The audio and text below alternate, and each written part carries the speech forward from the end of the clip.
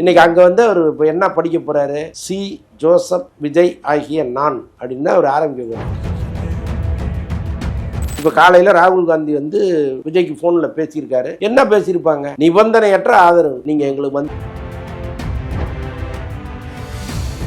இதுவரைக்கும் நீங்க வந்து ஆளுங்கட்சியில இருக்கிற ஒரு துணை முதல்வராகத்தான் அவரை பாக்குறீங்க. ஒரு எதிர்கட்சி தலைவராக வந்த பிறகு அவர் எப்படி இருக்கிறாருங்கிறத நம்ம பார்க்க போறோம். பல அடிதடிகள் நடப்பதற்கெல்லாம் கூட வாய்ப்புகள் இருக்கு. விஜயை கட்டாயமா அவங்க வளர விட மாட்டாங்க. ஏன்னா ஒரு அசுர சதியா முதல் தேர்தலே வளர்ந்து நிக்கிறாரு. நாளைக்கு அவர் நல்லதெல்லாம் பண்ணி மக்கள் மனதில் ஒரு நீங்காத இடத்தை பிடிச்சா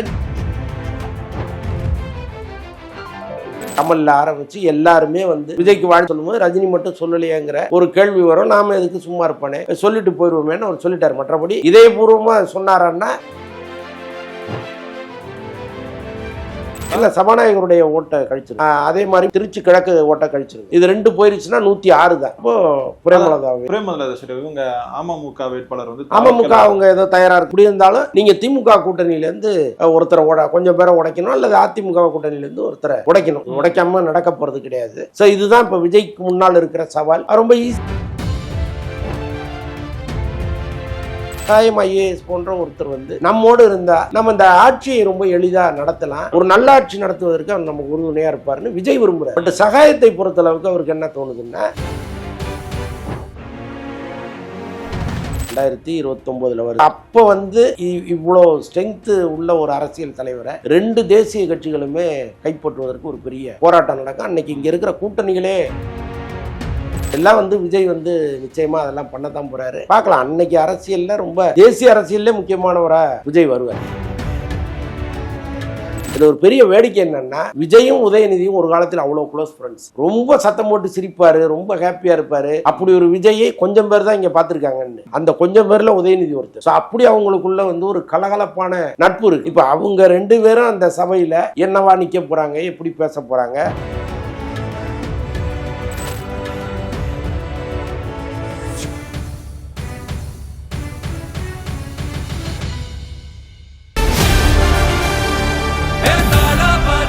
மக்களுக்கு நல்லது பண்றதுக்கு அரசியலுக்கு வாங்கடா, கொள்ளை அடிக்கிறது கொலை பண்றதுக்கு கூட அரசியலுக்கு. சம்மர் வந்தாச்சு. What's your plan for this holiday? எங்க கிட்ட விட்டுருங்க, நாங்க பாத்துக்கிறோம். VGT Holidays. GT Holidays, south India's #1 travel brand. Sir வணக்கம் சார். வணக்கம். எப்படி சார் இருக்கீங்க? நல்லா இருக்கேன். Super sir. மே 7 வந்து எப்படி சார் இருக்கும்? ஏன்னா முதலமைச்சராக விஜய் அவர்கள் வந்து பதவி ஏற்க போறாரு. எப்படியான ஒரு நாளா இருக்கும் சார் அது? நீங்க அது எப்படி இருந்தாலும் ஹெச்ராஜாவை கொண்டு வந்து முதல் வரிசையில் உட்கார வச்சிங்கன்னா சிறப்பாக இருக்கும்னு நினைக்கிறேன். ஏன்னா அவர் ஜோசப் விஜய் அப்படின்னு சொன்னார். அவர்லாம் விஜய்ன்னு கிடையாது, அவர் ஜோசப் விஜய் அப்படின்னு. ஏதோ கிறிஸ்தவர்கள்னா கெட்டவர்கள் மாதிரி ஒரு கிறிஸ்தவ பெயரே ஒரு கெட்ட வார்த்தை மாதிரி அவர் உச்சரிச்சார். இன்னைக்கு அங்கே வந்து அவர் இப்போ என்ன படிக்க போறாரு, சி ஜோசப் விஜய் ஆகிய நான் அப்படின்னு அவர் ஆரம்பிக்க போறாரு. அதான் ஹெச்ராஜா காதால கேட்டு போட்டோம், கொண்டு வந்து உட்கார வைங்க. ஓகே. ஆனா இப்ப தமிழ்நாட்டுல வந்து இந்த தொங்கு சட்டமன்றம் தான் அமைஞ்சிருக்கு. இல்லங்க, காங்கிரஸும் ஒரு சைடு வந்து தாவேகாக்கு வந்து ஆதரவு ஒரு நிலைப்பாடு எடுத்திருக்காங்க. மோடி அவர்களும் வந்து விஜய்க்கு வாழ்த்து சொல்லியிருக்காங்க. அது எப்படி சார் எந்த பக்கம் போகும்? எனக்கு தெரிந்த ஒரு அதிமுக கூட்டணியோடு போவதற்கு வாய்ப்பு இல்லை. ஒருவேளை மோடி வந்து டெல்லியிலேருந்து ஒரு ப்ரெஷர் கொடுத்து, இங்க இருக்கிற இபிஎஸ்க்கு ஒரு ப்ரெஷர் கொடுத்து, நீங்க வந்து வெளியிலேருந்து ஆதரவு கொடுங்க அப்படின்னு சொல்வதற்கும் வாய்ப்பு இருக்கு. ஆனால் அதை எடப்பாடி ஏற்றுக்கொள்வாரா அல்லது அந்த கட்சியில் இருப்பவர்கள் ஒத்துப்பாங்களான்னு தெரியாது. ஏன்னா அந்த தேர்தலுக்கு முன்னாடி அதிமுகவை பெருமளவு விமர்சிக்காத விஜய் வந்து அந்த கடைசி நாள் 10 தோல்வி பழனிசாமின்னு சொல்லிட்டு போயிட்டாரு. 11வது தோல்விக்கு தயாரா இருங்கன்ட்டு போயிட்டாரு. அதுதான் நடந்துருச்சு, அது வேற விஷயம். ஆனால் தன்னை இதுவரைக்கும் விமர்சிக்காத ஒருத்தர் வந்து கடுமையான வார்த்தைகளால் விமர்சிச்சுட்டு போனாரு, நாம எப்படி அவருக்கு ஆதரவு தெரிவிக்கிறதுன்னு இபிஎஸ் நினைக்கலாம். பட் டெல்லியில இருந்து ஒரு ப்ரெஷர் வருதுன்னா அது கேட்டுதான் ஆகணும். அது ஒரு பக்கம் வச்சிருங்க. ஆனால் விஜய் அதை விரும்புவாரான்னு ஒண்ணு இருக்குல்ல. இப்ப காலையில ராகுல் காந்தி வந்து விஜய்க்கு போன்ல பேசியிருக்காரு. என்ன பேசியிருப்பாங்க? நிபந்தனையற்ற ஆதரவு நீங்க எங்களுக்கு மந்திரி பதவியெல்லாம் தர வேண்டாம், நாங்க வெளியில இருந்து உங்களுக்கு ஆதரவு அளிக்கிறோம்னு கட்டாயமா அவர் சொல்லியிருப்பாரு. இருந்தாலும் அதுக்கு சில ஃபார்மாலிட்டிஸ் இருக்கு. இப்ப தமிழ்நாடு தலைமை வந்து அதை அறிவிக்க முடியாது, டெல்லி தான் அறிவிக்கணும். நாங்க டெல்லி முடிவுக்கே விட்டுறோம்னு இங்க உள்ளவங்க தீர்மானம் போட்டாங்க. இதற்கப்புறம் யாருன்னா இடதுசாரிகள் 4 பேர் இருக்காங்க, விடுதலை சிறுத்தைகள் 2 பேர் இருக்காங்க. இப்போ 6-5-11 வந்துருச்சு. அப்படி இருந்தாலும் இன்னொருத்தர் நமக்கு தேவைப்படும் நினைக்கிறேன். ஏன்னா இப்போ இதுவே போதுமானது இல்ல சபாநாயகருடைய ஓட்டை கழிச்சிருங்க. ஆமா. அதே மாதிரி மதுரை திருச்சி கிழக்கு ஓட்டை கழிச்சிருங்க. ஓகே. இது 2 போயிருச்சுன்னா 106 தான். 106 இவங்க வந்து எவ்வளோ 5 6 5 11 வரலையே. அப்போ இன்னொன்று வேணும். அப்போ பிரேமலதாவை சரி இவங்க அமமுக வேட்பாளர் வந்து அமமுக அவங்க ஏதோ தயாரா இருக்கிறதா ஒரு தகவல் இருக்கு. பிரேமலதா வந்தாலும் சரி அமமுக வந்தாலும் சரி எப்படி இருந்தாலும் நீங்க திமுக கூட்டணியிலேருந்து ஒருத்தரை கொஞ்சம் பேரை உடைக்கணும், அல்லது அதிமுக கூட்டணியிலேருந்து ஒருத்தரை உடைக்கணும். உடைக்காம நடக்க போறது கிடையாது. ஸோ இதுதான் இப்போ விஜய்க்கு முன்னால் இருக்கிற சவால். ரொம்ப ஈஸியாக அவர் செஞ்சிருவாருன்னு நான் நம்புறேன். நான் ஆரம்பத்திலே சொன்ன மாதிரி எல்லாருக்குமே ஒரு கணக்கு இருக்கு, கால்குலேஷன் இருக்கு. இந்த 5 வருஷம் சும்மா இருக்கணும்னு யாரும் விரும்ப மாட்டாங்க. அப்ப நம்ம அங்கிருந்து ஒரு பயன் நமக்கு கிடைக்குது, ஒரு சின்ன போர்ட்போலியோ கிடைக்குது, ஒரு சத்துணவு, ஒரு சமூக நலத்துறை, ஏதோ ஒன்று கிடைக்குதுன்னா டக்குன்னு அதுக்குள்ள வந்துருவாங்க தானே. இல்லை சார், நம்ம திமுக வந்து ஆளுங்கட்சியாக இருக்கும்போது நிறைய விமர்சனங்கள் பண்ணலாம், நிறைய தவறுகள் இல்லாத நடக்கும்போது நம்ம சுட்டி காட்டலாம். ஆனால் அவங்க எதிர்கட்சியாக இருக்கும்போது அவங்கள மிஞ்சறதுக்கு ஆள் இல்லைன்னு வந்து சொல்லுவாங்க. ஆமா, உண்மைதான். அது இனிமேல் தான் விஜய்க்கு வந்து பெரிய பிரச்சனைகள் வந்து காத்திருக்குன்னு வந்து சொல்றாங்க. இதை நீங்க எப்படி சார் பாக்குறீங்க? இல்லை, கட்டாயமா இந்த 5 வருஷம் சட்டசபை வந்து ரொம்ப சுவாரஸ்யமா இருக்கும். பல அடிதடிகள் நடப்பதற்கெல்லாம் கூட வாய்ப்புகள் இருக்கு. விஜயை கட்டாயமா அவங்க வளர விட மாட்டாங்க. ஏன்னா ஒரு அசுர சக்தியா முதல் தேர்தலே வளர்ந்து நிற்கிறாரு. நாளைக்கு அவர் நல்லதெல்லாம் பண்ணி மக்கள் மனதில் ஒரு நீங்காத இடத்தை பிடிச்சா இன்னொரு எம்ஜிஆர்கிட்ட போராட முடியாது. நம்ம ஏற்கனவே எம்ஜிஆரோடு போராடி பல வருடங்கள் ஆட்சி இழந்திருக்காங்க. அப்போ இன்னொரு எம்ஜிஆரா வர நம்ம அதை விட்டுறக்கூடாதுன்னு ஒரு ஃபோர்ஸ்ஃபுல்லான ஆக்ஷன்லாம் எடுப்பாங்க. எல்லாத்துக்கும் இவங்க தயாரா இருக்கணும். முதல்ல நல்ல ஆட்சி பண்ணணும். நீங்க ரொம்ப ஒயிட்டான ஒரு ஆட்சியை பண்ணிட்டீங்கன்னா யாருக்கும் பயப்பட வேண்டிய அவசியமே கிடையாது. அதை நோக்கி விஜய் போனாருன்னா ரொம்ப சிறப்பான ஆட்சி பண்ணலாம், இன்னும் கூட கண்டினியூ பண்ணலாம். மக்கள் நலன் மட்டுமே முக்கியம். மக்களுக்கு எதெல்லாம் பிரச்சனை இடையூறோ அதெல்லாம் நான் பார்த்துக்கிறேன் அப்படின்னு அவர் இறங்கினாருன்னு வைங்களேன், யாரும் அவர் விமர்சிக்க முடியாது. ஸோ அதை அவர் செஞ்சாருன்னா நல்லா இருக்கும். இல்லை சார், இப்போ எம்ஜிஆரோட போராடுறதுக்கு வந்து கலைஞர் கருணாநிதி இருந்தாரு. ஆனா இப்போ இந்த சைடு வந்து யார் இருக்கா? ஸ்டாலின் அவர்களும் ஜெயிக்கல. இப்போ உதயநிதி ஸ்டாலின் வந்து நம்ம அந்த அளவுக்கு வந்து பிரைஸ் பண்ணிட முடியாது. இல்லை அப்படிலாம் நீங்க யாரையுமே அண்டர் எஸ்டிமேட் பண்ணாதீங்க. விஜயை எல்லாரும் பண்ண மாதிரி நீங்க உதயநிதியை அப்படிலாம் பண்ண வேண்டிய அவசியம் இல்லை. கட்டாயமா அந்த தேவைப்படுகிற நேரத்தில் அவர் ஒரு அரசியலை கையில் எடுப்பார். இதுவரைக்கும் நீங்க வந்து ஆளுங்கட்சியில இருக்கிற ஒரு துணை முதல்வராக தான் அவரை பாக்குறீங்க. ஒரு எதிர்கட்சி தலைவராக வந்த பிறகு அவர் எப்படி இருக்கிறாருங்கிறத நம்ம பார்க்க போறோம். இத்தனை வருடம் அவருக்கும் இங்க சொல்லி கொடுத்துருப்பாங்கல்ல. ஸோ அதனால கட்டாயமா சட்டசபைங்கிறது வந்து ரொம்ப ஒரு சுவாரஸ்யமான சட்டசபையா மாறும். இதுல ஒரு பெரிய வேடிக்கை என்னன்னா, விஜயும் உதயநிதியும் ஒரு காலத்தில் அவ்வளோ க்ளோஸ் ஃப்ரெண்ட்ஸ். நான் சொன்னேன்ல, இப்ப விஜய் வந்து சில பேர்கிட்ட மட்டும் ரொம்ப சத்தம் போட்டு சிரிப்பாரு, ரொம்ப ஹாப்பியா இருப்பாரு. அப்படி ஒரு விஜயை கொஞ்சம் பேர் தான் இங்க பாத்துருக்காங்கன்னு. அந்த கொஞ்சம் பேர்ல உதயநிதி ஒருத்தர். ஸோ அப்படி அவங்களுக்குள்ள வந்து ஒரு கலகலப்பான நட்பு இருக்கு. இப்ப அவங்க 2 பேரும் அந்த சபையில என்னவா நிக்க போறாங்க, எப்படி பேச போறாங்க, அல்லது அவங்களுக்கு இடையில நடந்த அந்த சம்பவங்கள் எல்லாம் அங்க சொல்லி ரொம்ப எல்லாருமே என்ஜாய் பண்ற மாதிரி அந்த சபை நடக்க போகுதா, அல்லது சண்டை சச்சரவோட தொடர போகுதா, எல்லாமே ரொம்ப ஒரு சஸ்பென்ஸ் த்ரில்லர் மாதிரி இருக்கு. இல்லை சார், ஆனால் இப்போ வரைக்குமே உதயநிதி ஸ்டாலின் வந்து எங்கேயுமே வந்து விஜய்னு மென்ஷன் பண்ணாம தான் விமர்சனத்தை வந்து பண்ணிட்டு இருக்காரு. அது நீங்க சொன்ன மாதிரி இந்த நட்பின் காரணமாவா, இல்லை இவங்களெல்லாம் நம்ம பேர் சொல்லி பெரிய ஆள் ஆக்கிடக்கூடாதுன்ற ஒரு எண்ணத்தின் காரணமாவா சார்? இல்லைங்க, அது வந்து அவரை பொறுத்தளவுக்கு இந்த கட்சி எல்லாருமே கணித்த மாதிரி இப்போ கருத்து கணிப்புகள்னு ஒன்று போட்டாங்க. அதில் வந்து 2 3 இதுக்கு மேலே தாண்ட மாட்டாருனாங்க. எக்ஸிட் போலில் வந்து ஒரு 22 சீட்டு தாண்ட மாட்டாருங்கிற மாதிரி தான் எல்லாருமே சொன்னாங்க. அப்போ இப்போ இவ்வளவுதான் இதோட ஸ்ட்ரென்த்து. நாம எதுக்கு இதுக்கு இம்பார்ட்டன்ஸ் கொடுக்கணும்? ஒரு அதிமுகவுக்கு கொடுக்குற இம்பார்ட்டன்ஸை நாம ஏன் புதுசா வந்த ஒரு கட்சிக்கு கொடுக்கணும்னு நினைச்சு அலட்சியப்படுத்திருக்கலாம். நான் அப்படிதான் நினைக்கிறேன். ஆனால் இந்த திராவிட முன்னேற்ற கழகம் யாரையெல்லாம் அலட்சியப்படுத்துதோ அவங்கெல்லாம் ஒரு இடத்துல வந்து உட்காரத்தான் செய்யறாங்க. ஏற்கனவே ஜெயலலிதா அம்மா வந்து அப்படிதான் உட்கார்ந்தாங்க. அதுக்கப்புறம் அவங்கள சமாளிக்கிறதுக்கே அவங்களுக்கு பெரிய பிரச்சனையா இருந்துச்சு. எம்ஜிஆரே அப்படி அலட்சியப்படுத்தினவங்க தான் அவங்க. இன்னைக்கு விஜய் அலட்சியப்படுத்துவதில் ஒன்றும் ஆச்சரியம் இல்லை. பட் பார்க்கலாம் நம்ம. புரியுது சார். இப்போ இந்தியாவில் வந்து ரொம்பவே வலுவான எதிர்கட்சிகளாக இருந்தது வந்து ஸ்டாலின் அவர்களை வந்து சொல்லலாம். இப்போ அதே மாதிரி பக்கத்தில் கேரளாவில் வந்து பினராயி விஜயன் வந்து சொல்லலாம். மேற்கு வங்கத்தில் மம்தா பானர்ஜி வந்து சொல்லலாம். இப்போ இவங்க 3 பேரோட ஆட்சியும் வந்து இழந்திருக்காங்க. தாவேக வந்து ஒரு பெரிய சக்தியாக மாறி இருக்கு. இப்போ இந்தியாவே உற்று நோக்குற ஒரு தலைவராக விஜய் அவர்கள் மாறி இருக்காரா சார்? ஆமா, இந்தியாவே உற்று நோக்குற தலைவராக தான் மாறி இருக்காரு அவரு. இப்போ ஒன்றும் இல்லை, இப்போ இந்த விரைவில் பார்லிமெண்ட் எலெக்ஷன் வந்துடும், 2029 வருது.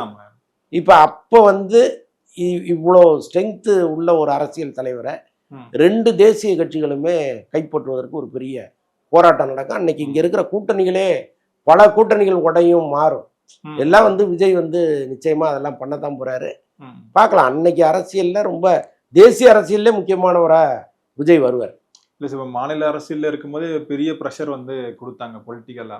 இப்போ இது மத்தியில அந்த பாலிடிக்ஸ் பண்ணும்போது பெரிய அளவுல தானே சார் ப்ரெஷர் அவருக்கு கொடுக்கும். இல்லைங்க, இங்க இவர் கட்சியில இருந்து பார்லிமெண்ட்டுக்கு போய் ஆகணும்ல. அப்போ வந்து பாண்டிச்சேரியும் சேர்த்து ஒரு 40 தொகுதிகளை நிக்க வச்சு தானே ஆகணும். அப்போ அதை வந்து அவர் செய்யும்போது அதில் எவ்வளோ பேர் ஜெயிச்சு வரப்போகிறாங்க. ஏன்னா இப்போ அறுதி பெரும்பான்மையோடு அவர் வரலன்னா கூட தமிழ்நாட்டே ஷேக் பண்ணியிருக்காரு. இப்போ இது வந்து இப்போ அவர் செய்கிற நல்ல திட்டங்கள் மூலமாக இந்த 3 வருஷம் இருக்குது, விஜய் ஒரு நல்லாட்சி கொடுத்துட்டாருங்கிற நம்பிக்கை வந்துச்சுன்னா கட்டாயமாக இந்த 40 தொகுதி அடிப்பார் அவர். அந்த அஜெண்டா அவருக்குள்ளே இருக்கும்ல.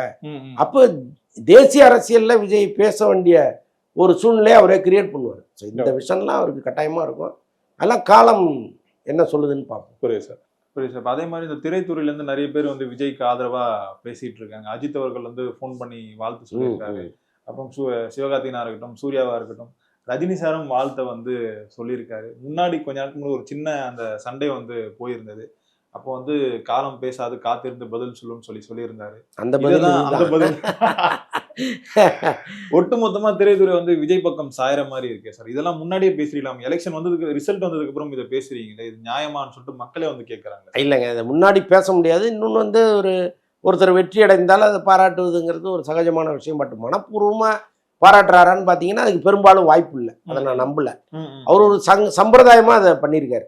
ஏன்னா நாளைக்கு வந்து பல கேள்விகள் நம்மை நோக்கி நீளும். திரையுலகத்திலேருந்து கமலில் ஆரம்பித்து எல்லாருமே வந்து விஜய்க்கு வாழ்த்து சொல்லும்போது ரஜினி மட்டும் சொல்லலையேங்கிற ஒரு கேள்வி வரும். நாம் எதுக்கு சும்மா இருப்பானே, சொல்லிட்டு போயிடுவோமேன்னு அவர் சொல்லிட்டார். மற்றபடி இதயபூர்வமாக சொன்னாரான்னா கட்டாயமாக இருக்கிறதுக்கு வாய்ப்பே இல்லை.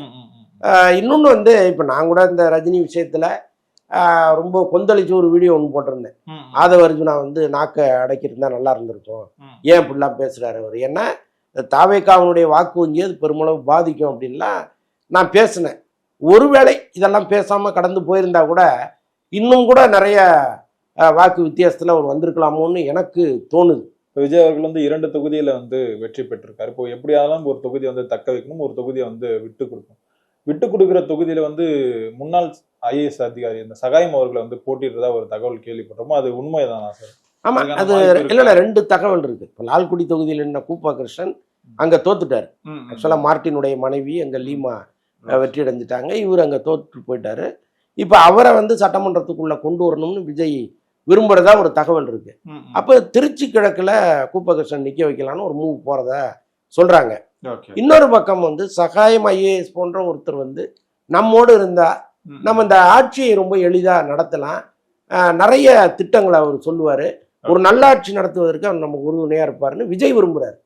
பட் சகாயத்தை பொறுத்தளவுக்கு அவருக்கு என்ன தோணுதுன்னா, நாம வந்து அங்க செங்கோட்டையன் இருக்காரு, ஆதவ அர்ஜுனா இருக்காரு, நம்முடைய கொள்கைக்கும் அவங்களுடைய நடத்தைக்கும் சரியா இருக்குமான்னு அவர் ஏதோ ஃபீல் பண்றதா ஒரு தகவல் இருக்கு. பட் அவர் இன்னும் வந்து விஜயனுடைய கோரிக்கையை அக்செப்ட் பண்ணலங்கிற மாதிரி ஒரு தகவல் வருது. அவர் என்ன முடிவெடுக்க போறாருன்னு வெயிட் பண்ணிப்பாங்க. திரிஷாக்கும் ஒரு வாய்ப்பு கொடுக்கறதா கேள்விப்படுறோம் சார். அதெல்லாம் ரொம்ப ரொம்ப பொய்யுங்க, அநியாயம், வதந்தி. இதுவரைக்கும் திரிஷா விஜய் குறித்து இங்க பல கேவலமான விஷயங்களை நிறைய பேர் சொல்லிட்டு இருந்தாங்க. அந்த கரூர் ஷூட்டிங் நடக்கும்போது அங்க படப்பிடிப்புல திரிஷா இருந்தாங்கன்னு சொன்னாங்க. விஜய் வந்து சிபிஐ வழக்கு விசாரணைக்கு போனா கூட அந்த ஃப்ளைட்ல திரிஷா இருந்தாங்கன்னு ஒரு புரளியை கிளப்பி விட்டாங்க. ஸோ இந்த மாதிரி வந்து எல்லா இடங்கள்லையும் அவங்கள சேர்த்து பேசுறது இவங்களுக்கு ஒரு வழக்கமா இருக்கு. ஸோ அதன் அடிப்படையில் தான் எப்படி சொல்றாங்க, அப்படி ஒரு தவறான முடிவை விஜய் எந்த காலத்திலையும் எடுக்க மாட்டார். Okay sir. இப்போ என்னதான் விஜய் அவர்கள் வந்து வெற்றி பெற்றிருந்தாலும் அதுக்கு காரணம் வந்து இந்த ஜென்சி கிட்ஸை வந்து சொல்றாங்க.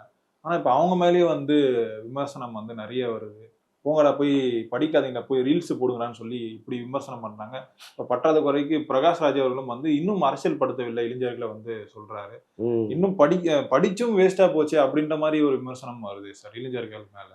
இல்லைங்க, இப்போ ஒரு புறம் வந்து அந்த ரீல்ஸ் மோகம்ங்கிறது இருக்கு, அது வந்து படிப்பை பெரிய அளவு பாதிக்குது. அல்லது வந்து இவங்கெல்லாம் வந்து படிப்பை வந்து உள்வாங்கி படிக்காம ஏதோ வந்து ஒரு தியரியா படிச்சுட்டு வந்துடுறாங்க. அவங்க வாழ்க்கை கல்விங்கிறது அவங்களுக்கு தெரியலங்கிற பல குற்றச்சாட்டுகள் இருக்கு. இப்ப தலைமுறை இடைவெளிங்கிறது அதுதான். இப்ப நம்ம அப்பாலாம் நம்மளை திட்டினாங்க, நாம நம்ம பிள்ளைகளை திட்டுறோம், அவ்வளவுதான். ஆனால் எல்லாமே குடும்பம் தானே. இப்போ என் குடும்பத்தில் தான் ஒரு தற்குறின்னு நீங்கள் சொல்கிறவன் இருக்கான். ம், ம், இப்ப என் பிள்ளைய தான் நீ தற்குறிங்கிற, உன் பிள்ளைய நான் தற்குறிங்கிறேன். ம், ம். இது எந்த விதத்தில் சரின்னு நமக்கு புரியல. Okay. இப்போ இங்கே இளைஞர்களையோ இந்த மாணவர்களையோ நெறிப்படுத்த வேண்டிய பொறுப்பு அரசுக்கு இருக்கு. Okay. அவங்கள அரசியல்படுத்த வேண்டிய பொறுப்பு அவங்களுக்கு தான் இருக்கு. ம், ம். நீங்க பல ஊர்களில் நான்லாம் படிக்கும்போது வந்து மாணவர் மன்றம் இருக்கும். ம், ஸ்கூல்லையே ஸ்கூல் பீப்புள் லீடர் வந்து ஓட்டு போட்டு தேர்ந்தெடுப்பாங்க. ம், ம். அதுக்கப்புறம் காலேஜுக்கு போனீங்கன்னா சேர்மன் நிற்போம். Okay. அப்போ வந்து அங்கே ஒரு ஓட்டு எப்படி போடுறாங்கங்கிறத பார்ப்போம். அரசியலே எங்களுக்குள்ள மாணவர்களுக்குள்ள வரும். ம், எதிரெதிர் சண்டைகள் வரும். ம், ம். ஆரோக்கியமான ஒரு விவாதமாக மாறும். ம். இதெல்லாம் பண்ணிட்டு நம்ம வரும்பொழுது ஒரு அரசியல் கட்சி வந்ததுன்னா அது என்ன பண்ணியிருக்கு, இதெல்லாம் கேள்விகள் வரும். Okay. பட் இப்போ அப்படி எதுவுமே இல்லை. எல்லாத்தையுமே இந்த சிஸ்டம் மாற்றி வச்சிருக்கு. இப்போ அதெல்லாம் மீண்டும் கொண்டு வந்து உங்களை சின்ன குழந்தையிலேருந்தே ம், ம். அரசியல்படுத்தி கொண்டு வந்திருந்தீங்கன்னா இப்படி ஒரு பார்வையை அவங்க மேலே நீங்கள் வைக்க வேண்டாம். ம், ம். ஆனால் ஒவ்வொரு முறையும் தலைமுறை இடைவெளி, தலைமுறை மாற்றம்ங்கிறது வந்துகிட்டே இருக்கும். அது முதல் தலைமுறை எவ்வளவு மாற்றம் வந்தாலும் அது ரசிக்காது. ம், ம். அது வளர்ச்சிக்குரிய மாற்றமாக இருந்தால் கூட ரசிக்காது. ம், ம். நீங்கள் நல்லா பாருங்க, ஊர்லேருந்து யாராவது ஒருத்தர் கிராமத்துலேருந்து இப்போ சென்னைக்கு வராங்கன்னு வைங்களேன், ம். நம்ம வீட்டில் 4 நாள் கூட இருக்க மாட்டாங்க. இது என்னடா புறா குண்டு மாதிரி இருக்கு, நம்ம வந்து கஷ்டப்பட்டு 2000 ஸ்கொயர் ஃபீட்டில் ஒரு வீடு வாங்கி வச்சிருப்போம், ம், ம். இது என்னடா புறா குண்டு மாதிரி இருக்கு, நம்ம தெரு மாதிரி இல்லையடான்னு கிளம்பி போயிடுவாங்க. ம். அப்போ இந்த மாற்றம்ங்கிறது இருக்குல்ல, இந்த வேறுபாடுங்கிறது இருக்குல்ல, இது இருந்துகிட்டே இருக்கும். ம், ம். அப்படிதான் நம்ம இந்த கூட்டத்தை பார்க்குறோம். இது வந்து ஓரளவுக்கு நீங்கள் அரசியல்படுத்தி விட்டீங்கன்னா போதும். ஒரேடியா அவனுக்கு வந்து அரசியலை புகட்டி பாடம் கற்பித்து அவனை போர் அடித்து கஷ்டப்படுத்தி அது அவசியம் இல்லை. அவன் வாழ்க்கையோடு போகிற மாதிரி ஒன்று கற்றுக் கொடுத்துட்டீங்கன்னா போதும். அந்த அளவு செஞ்சுட்டா. சார், இப்போ விஜய் அவர்கள் வந்து எலெக்ஷன் முன்னாடி ஒரு வாக்குறுதி வந்து கொடுத்திருந்தாரு. நான் எலெக்ஷன்ல ஜெயிச்சுட்டு ஒவ்வொரு கிராமமா வந்து உங்களை சந்திக்க போறேன்னு சொல்லிட்டு அந்த வாக்குறுதி வந்து நிறைவேறுமா சார்? அது கட்டாயமாக நிறைவேற்றுவார்னு நான் நம்புகிறேன். ஏன்னா அவருக்கு என்ன பிரச்சனைன்னா செக்யூரிட்டி பிரச்சனை தான். ஓகே. இன்னொன்று வந்து அவரை தேடி வர்ற மக்களுடைய உயிருக்கும் பிரச்சனை, ம், ம். அவருடைய உயிருக்கே பிரச்சனைங்கிற மாதிரி சூழ்நிலைகள்லாம் வரும்னு கட்டாயமாக அவருக்கு அட்வைஸ் பண்ணியிருப்பாங்க. ஏன்னா இங்கே வந்து காலகாலமாக இருந்த அரசியல் கட்சிகளை நேற்று வந்து ஒரு பையன் அப்படி ஷேக் பண்ணுறான்னா கட்டாயமாக ஏதோ ஒன்று இங்கே நடக்கும். ம், ம். அது வந்து தலைமை அப்படி செய்ய விரும்பலைனாலும் ம், ம். எங்கேயாவது ஒரு தொண்டன் அதை செஞ்சுருவான். என் தலைவருக்கு எதிராக நீ பேசுகிற ஒன்றும் எம்ஜிஆர் மேலே உளியை வீசினவங்களாம் இருக்கான். ம், ம். அதெல்லாம் இங்கே நடக்கும். கலைஞர் மேலே வந்து தாக்குதல் நடத்தினவங்க இருக்காங்க. ம். எல்லா தலைவர்களும் தனிப்பட்ட யாரோ ஒருத்தரால் தாக்குதலால் அடிபட்டிருக்கிறாங்க. ம். அதெல்லாம் இங்கே நடந்திருக்கு. ஓகே. அப்படி ஒரு சுச்சுவேஷன் விஜய்க்கு வந்துடக்கூடாதுன்னு சொல்லி தான் நீங்கள் போக வேண்டாம்னு பல பேர் கட்சிக்காரர்கள் தடுத்தாங்க. ஒரு பக்கம் எஸ்ஓபின்னு போட்டு தடுத்தாங்க. ஒரு நெருக்கடிக்கு அவர் ஆளாக்குனாங்க. ம், ம். இப்போ முதலமைச்சர் ஆயிட்டாரு. எங்கே போனாலும் அவருக்கான செக்யூரிட்டி இருக்கும். கட்டாயமாக பார்க்க தானே போறாரு. ஒரு டைம்ல வந்து போலீஸ் பர்மிஷன் கேட்டாலே கொடுக்க மாட்டாங்க. இப்போ ஆமா. போலீஸ் பர்மிஷன் வந்து வாண்டடா கேட்காமலே வந்து நிற்கிறாங்க. அதானங்க அதிகாரம்ங்கிறது. அதானே. ஓகே சார், பொறுத்திருந்து பார்ப்போம் சார் என்ன நடக்குதுன்ட்டு. நேரம் கொடுத்ததுக்கு ரொம்ப நன்றிகள். நன்றி. நன்றி.